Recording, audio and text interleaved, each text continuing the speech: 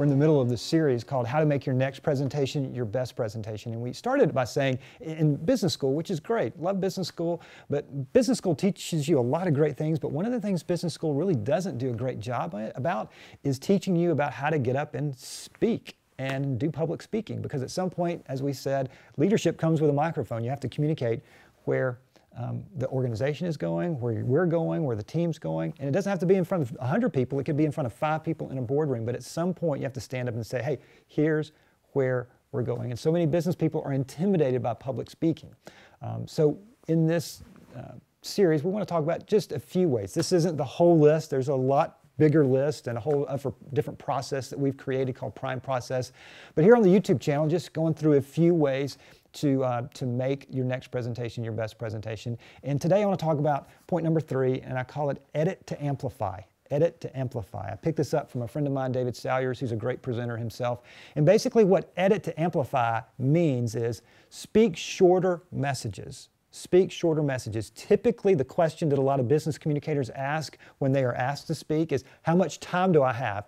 As if the goal is to fill the time. The goal is not to fill the time, the goal is to leverage the time. And if you can speak shorter messages, those messages will become more memorable. Because here's the counterintuitive thing. It takes, as we said in week 1, it takes more time to speak shorter messages. The reason a lot of people go too long is because they're not prepared. So edit to amplify. What are some things that you could do to make your story shorter and shorter and shorter, or your presentation shorter and shorter and shorter? My friend Nancy Duarte says it this way. She says, when you look at your talk, at some point you have to murder your darlings, which means you might have a story over here at the first part of your talk, but it doesn't really have anything to do with your talk, but you love it, you love it, you love it. It's a funny story, but it doesn't really take you anywhere. You have to murder your darling, and you have to put it on the editing room floor. Great presenters are great editors. So if you were only given 15 minutes to talk, what would you say?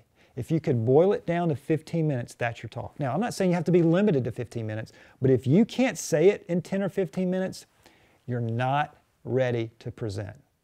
It's why often, and Nancy makes this point, that many times the movie that wins Best Picture also wins Best Editing.